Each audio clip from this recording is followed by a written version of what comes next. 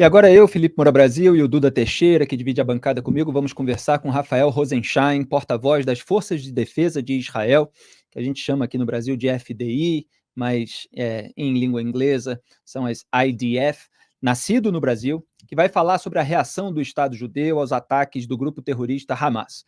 Na segunda-feira 15, ao alcançar a marca de 100 dias de guerra na faixa de Gaza, as FDI anunciaram que foram eliminados 71 comandantes do Hamas e de outras organizações terroristas que estão em apoio às ações do grupo.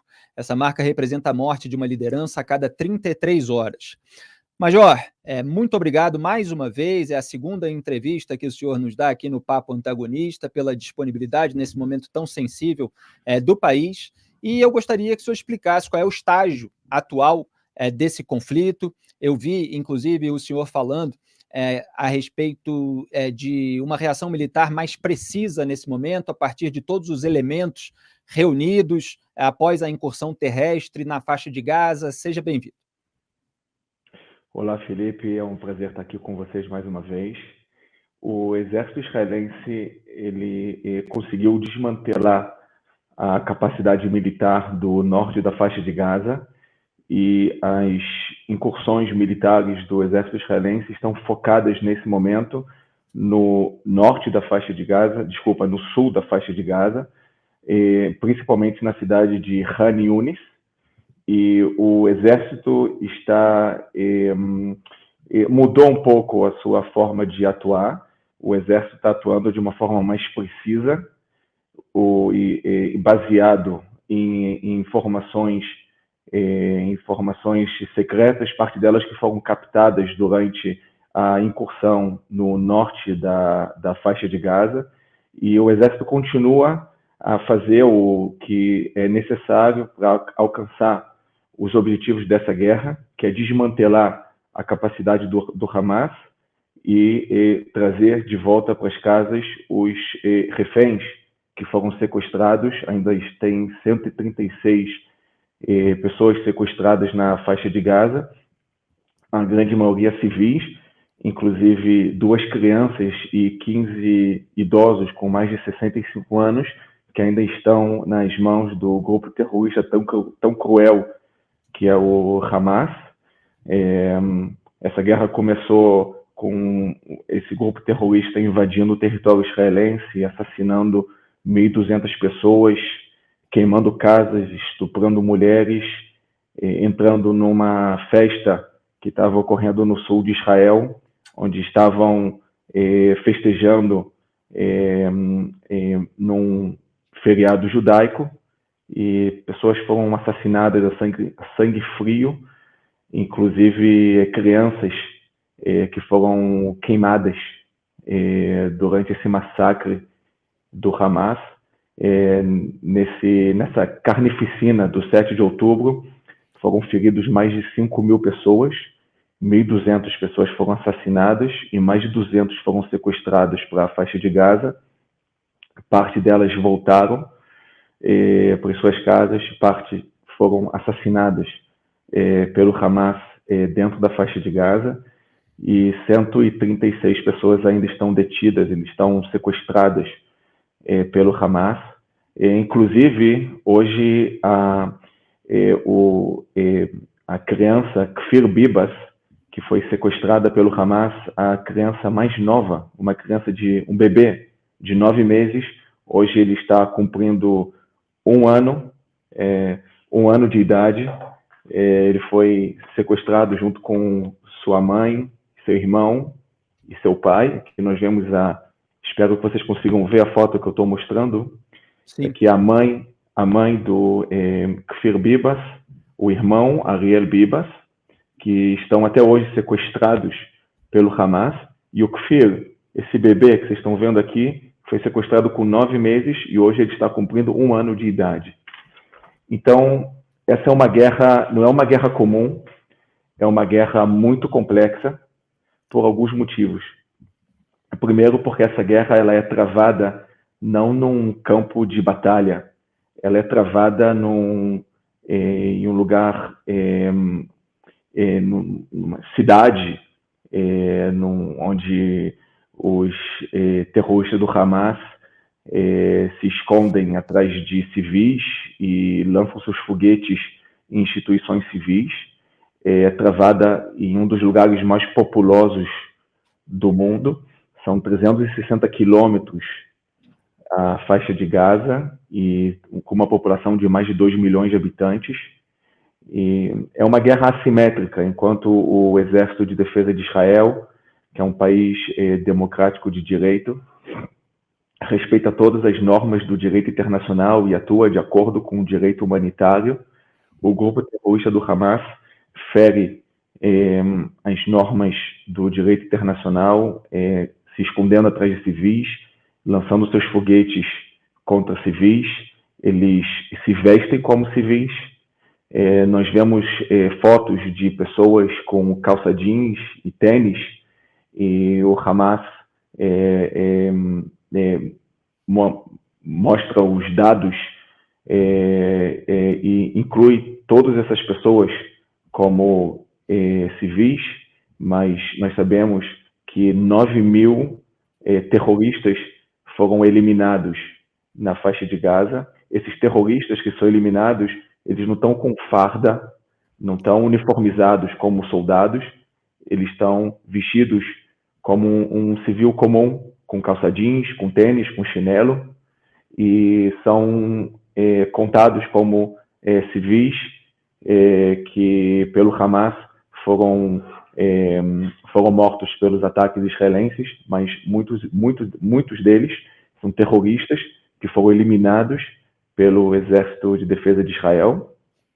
E, logicamente, tem muitos civis que, infelizmente, morrem nessa guerra. É uma lástima. Nós lastimamos a morte de qualquer civil, diferentemente do Hamas, que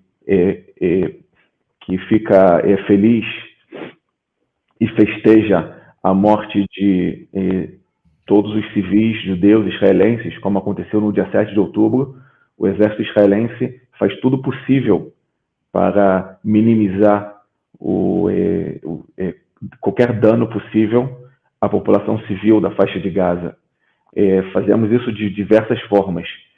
Foram milhares de panfletos que foram lançados para a faixa de Gaza, explicando à população civil da faixa de Gaza para onde eles têm que evacuar para não estarem em um lugar de perigo. Foram mais de 70.000 ligações que foram feitas para os civis da faixa de Gaza, explicando e pedindo para eles evacuarem as zonas de combate. E tudo possível que pode ser feito para eliminar, para que não tenha nenhum dano que não seja necessário, é feito pelo exército israelense. Inclusive, algumas operações, elas são canceladas quando acontece algum imprevisto ou quando algum civil ele pode receber algum dano pelo ataque israelense. Muitas vezes as operações elas são interrompidas. E o exército israelense utiliza também os armamentos mais precisos possíveis para que as operações e os ataques israelenses sejam feitos de uma forma mais precisa e que não causem nenhum dano que não seja necessário aos civis da faixa de Gaza. Major, Duda Teixeira tem uma pergunta para o senhor. Uma perguntinha. O exército israelense sabe onde está escondido o Yahya Sinwar, o chefão do Hamas, na faixa de Gaza? Logicamente, eu não tenho como responder essa pergunta, Duda, mas eu posso deixar claro que a liderança terrorista do Hamas, que foi responsável pelo ataque 7 de outubro, eles vão terminar essa guerra. Eles são objetivo do exército israelense. O exército israelense vai fazer tudo necessário para chegar até eles, e essa guerra vai terminar com eles ou rendidos ou eliminados. Major, o senhor poderia falar para a gente sobre a sua avaliação, ou do país, ou do Exército de uma maneira geral, sobre a ação da África do Sul na Corte Internacional de Justiça, que acusa Israel de genocídio em Gaza, e o apoio do Brasil, inclusive, a essa iniciativa? Sim, Felipe, essa não é uma questão militar, mas o que eu posso deixar claro é que eu sou neto de uma pessoa que sofreu um ato de genocídio. O meu avô, ele sobreviveu ao campo de concentração de Auschwitz. Eu conversava com ele e eu entendi o que é um genocídio. Se o exército israelense tivesse o objetivo de cometer, a intenção de cometer algum ato, como foi argumentado no Tribunal Internacional, logicamente o exército não estava fazendo essas incursões militares, poderia continuar suas operações somente por ataques aéreos. O exército israelense não estaria levando para a faixa de Gaza suprimentos humanitários. Foram mais de 8.000 caminhões com ajuda humanitária que entraram na faixa de Gaza e, logicamente, não estaria explicando, fazendo tudo possível para que a população civil não sofra nenhum dano nessa guerra, evacuando toda a população civil. Diferente do exército israelense, o Hamas, um grupo terrorista, faz tudo possível para que a população civil continue sendo escudos humanos para os terroristas. Inclusive, no começo dessa guerra, quando a população foi pedida para evacuar das zonas de combate que estavam sendo focadas no norte da faixa de Gaza, o grupo terrorista do Hamas proibiu a população civil de evacuar para o sul da faixa de Gaza, inclusive lançando foguetes em direção ao corredor humanitário que ia do norte da faixa de Gaza para o sul da faixa de Gaza. Duda Teixeira? Major, vocês tiveram acesso a várias informações aí na faixa de Gaza. Dá para dizer para a gente o que o Hamas aprendeu com o Hezbollah? Tem alguma coisa que vocês acharam aí na construção de túneis ou um arsenal que mostra que o Hezbollah tem alguma participação? Veja bem, Duda, o exército israelense já tem falado há anos que o Hamas utiliza instituições civis para cometer seus ataques terroristas, lançar seus foguetes, esconder seus armamentos, manter suas bases terroristas dentro de hospitais, escolas, creches e fazendo seus túneis subterrâneos embaixo dessas instituições civis. Agora que o exército israelense começou sua incursão militar dentro da faixa de Gaza, isso ficou muito mais claro. O exército israelense consegue provar cada dia mais para o mundo todo que tudo o que foi dito pelo exército israelense nos últimos anos é totalmente comprovado. Foram encontrados centenas de armamentos dentro de escolas e hospitais, túneis subterrâneos que passam por debaixo de bairros civis e instituições civis, parques de diversão. E então o exército israelense conseguiu mostrar para todos o modus operandi do Hamas, que é lançar seus foguetes em direção aos civis no território israelense e utilizar os civis da faixa de Gaza como um seguro de vida para os terroristas, para que não sejam atacados pelo exército israelense. O Hezbollah é um grupo terrorista que atua no norte da faixa de Gaza, no norte de Israel, no sul do Líbano. O Hezbollah, apoiado pelo Irã, ele tem também centenas de milhares de foguetes, continua lançando seus foguetes em direção ao território israelense, no norte do território israelense. E o Hezbollah também utilizava túneis subterrâneos que entravam no território israelense. Esses túneis foram, com uma operação que foi realizada há 3 anos atrás, o exército israelense eliminou esses túneis subterrâneos que entravam no território israelense. E nós vemos muitas coisas parecidas entre o Hezbollah e o Hamas. São 2 grupos terroristas que têm como objetivo exterminar o Estado de Israel. E o exército de Israel, ele está aqui para defender o Estado de Israel e fazer com que o 7 de outubro não volte a acontecer. Essa guerra não é somente pelo 7 de outubro. Essa guerra é para que o 7 de outubro não volte a acontecer, como disse o próprio porta-voz do Hamas, Ghazi Hamad, que o objetivo é continuar fazendo vários outros 7 de outubro. E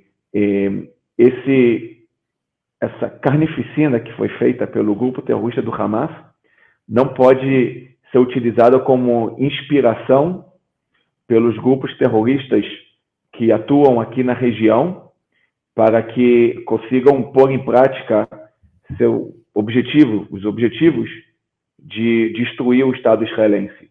O exército israelense é um exército muito poderoso, é um exército que está muito preparado para atuar tanto no sul de Israel como no norte de Israel e onde for necessário para defender o Estado de Israel e os seus cidadãos. Major, nós cobrimos aqui, e até acho que chegamos a falar com o senhor na última entrevista, o caso do Hospital Al-Ali, em que a imprensa internacional atribuiu a um bombardeio israelense e depois as investigações atribuíram aquela explosão no estacionamento, que nem sequer derrubou prédio, nem deixou centenas de mortos, à Jihad Islâmica, a um foguete errante. Obviamente, quando isso acontece, nem o Hamas, nem a Jihad Islâmica assumem esse tipo de responsabilidade. Não vou nem chamar de erros, porque, como o senhor disse, eles estão lá dispostos a matar, dispostos a usar civis como escudos humanos, então na cabeça deles, muitas vezes, a morte é considerada até um acerto. As forças de defesa de Israel, ao contrário, em determinados momentos, assume determinados enganos. Houve um caso de repercussão internacional, que foi o caso da morte de 3 reféns israelenses por engano, que foi causada ali por um ataque das forças de defesa de Israel. Há uma precipitação em determinados momentos, a que o senhor atribui esses eventuais erros e o que vai sendo feito ao longo da batalha para que eles sejam corrigidos? O exército israelense ele tem uma capacidade enorme de estudar os erros e aprender o que for necessário para não voltar a cometer os mesmos erros. O exército israelense, qualquer erro que acontece nessa guerra, o exército esclarece para o público, para todas as pessoas, e um dos erros foi, como você citou, Felipe, o caso dos 3 reféns que, infelizmente, foram mortos por soldados israelenses que estavam travando uma terrível guerra que estava acontecendo um terrível combate que estava acontecendo naquele momento com terroristas do Hamas. Agora, nós temos que entender, os terroristas do Hamas, como eu disse, eles se vestem como civis, eles atuam como civis, eles partem de lugares para lugares sem armamentos, eles saem de um túnel subterrâneo, embaixo de uma mesquita, e pegam uma arma na mesquita e atiram contra os soldados israelenses. Eles deixam a arma na mesquita, eles saem da mesquita, vão até uma escola. Nessa escola, lá já tem uma arma, lá tem uma Kalashnikov, lá tem um foguete preparado para ser lançado contra os soldados israelenses ou para lançar foguetes contra os civis aqui em Israel. Eles saem dessa escola, eles partem para um hospital e de lá eles continuam as suas batalhas. Então, como eu disse, é uma guerra muito, muito complexa. É uma guerra que não só é travada em um ambiente densamente populoso, mas também é travada contra um grupo terrorista que não respeita nenhuma norma do direito de guerra. Então, eles atuam no meio de civis, como civis, e isso foi um dos fatores que causaram o erro dos soldados que acharam que eram 3 terroristas que eram uma ameaça para os soldados, e infelizmente isso acabou numa tragédia. O exército israelense, ele estuda cada caso como esse, aprende com os erros para não voltar a cometer os mesmos erros.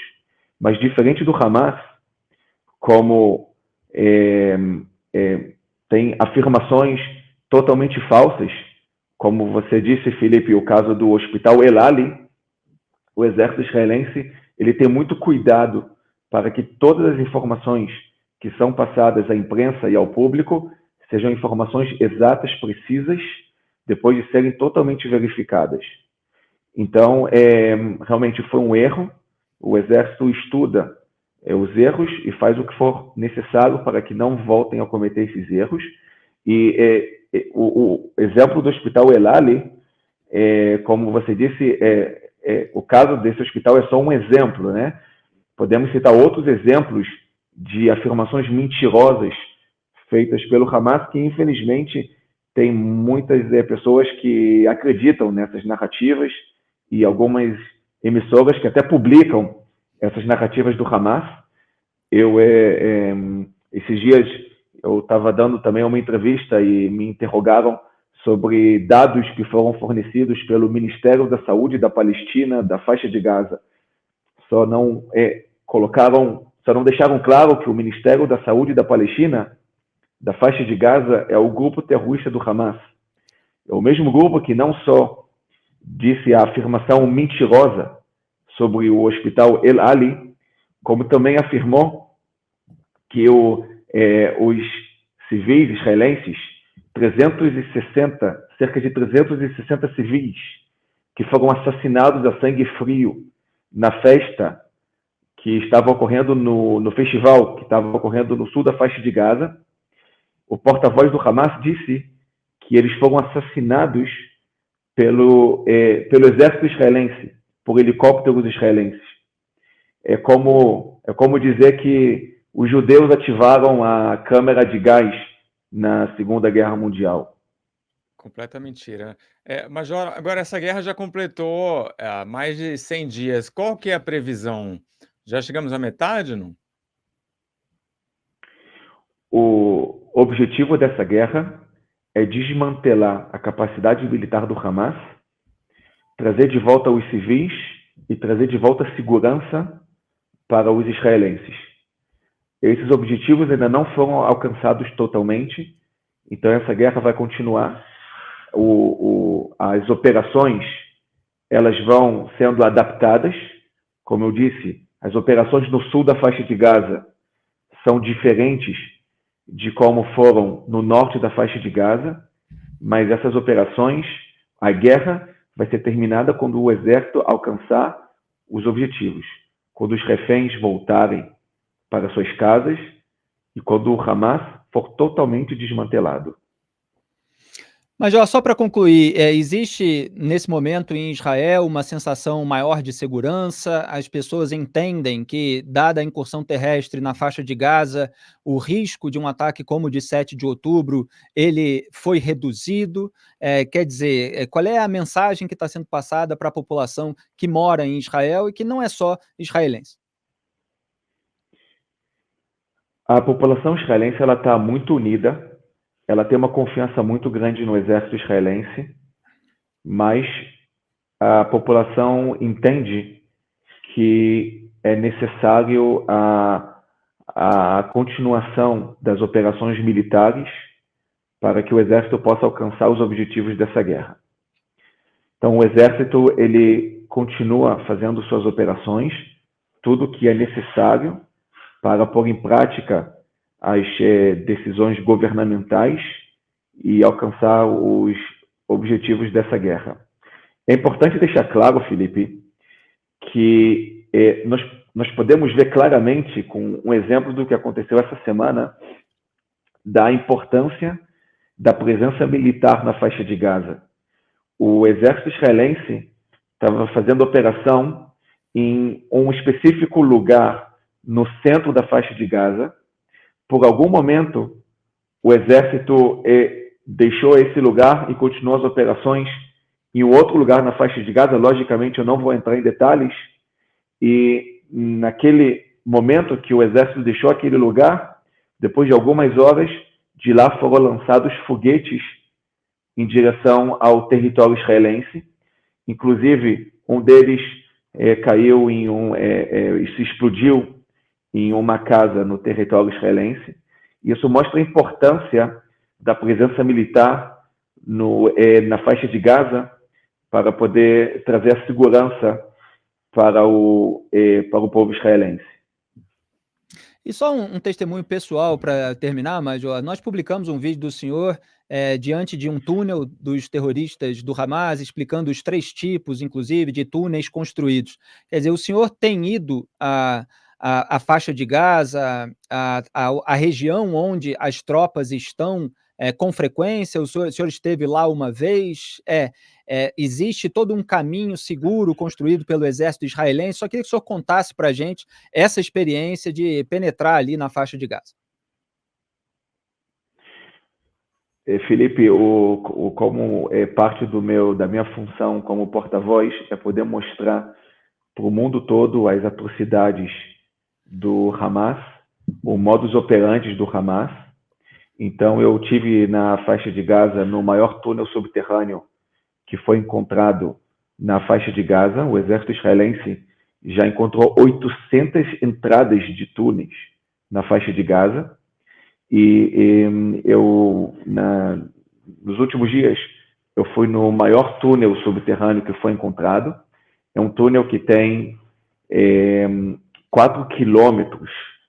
Ele chega até 4 quilômetros de distância. Ele tem uma profundidade de 40 metros, como um prédio de 16 andares. E esse túnel subterrâneo ele fica somente 400 metros da entrada da entrada de Erez, que é a passagem para o território israelense. E isso mostra que o objetivo do Hamas era realmente sair desse túnel para invadir o território israelense. E aquela passagem de Erez é uma passagem por onde, até o 7 de outubro, passavam 18.500 palestinos por dia para trabalhar em Israel, onde recebiam um salário 6 vezes maior do que o salário que eles recebiam na faixa de Gaza. Por essa passagem de Erez, passavam por ano mais de 7 mil palestinos. Em 2022, foram 7.500 palestinos que entraram em Israel para receber tratamentos médicos. No primeiro semestre de 2023, foram mais de 5 mil palestinos que entraram por ali para receber atendimento médico nos hospitais israelenses. Isso mostra a intenção do Hamas de destruir o Estado de Israel, que é maior do que a própria ajuda que o Estado de Israel dava para os habitantes da faixa de Gaza, para os palestinos que podiam trabalhar em Israel. Era mais ou menos 10% da força de trabalho palestina da faixa de Gaza que trabalhava em Israel. E, como eu disse, mais de 7 mil que passavam por ano para receber atendimento médico, que essas pessoas foram totalmente prejudicadas pelos terroristas do Hamas, que tem como prioridade não os seus civis, e sim a destruição do Estado de Israel. Agradeço imensamente a participação do Major Rafael Rosensheim, porta-voz das Forças de Defesa de Israel, nascido no Brasil, que dá a gente esse privilégio de ouvir em português o que está acontecendo na faixa de Gaza. O antagonista e a Cruzoé se comprometem, evidentemente, a fazer jornalismo nesses tempos sensíveis, muita prudência, para esclarecer exatamente os episódios obscuros e sempre torcendo para que a população civil inocente não sofra nenhum dano, não morra, para que não haja mortes. A gente sabe que há nessas guerras, a partir daquele massacre cometido pelo Hamas, e que os terroristas possam ser neutralizados para que haja paz numa região tão conflagrada. Muito obrigado, bom trabalho e boa sorte. Obrigado, Felipe. Obrigado, Duda. Bom trabalho para vocês.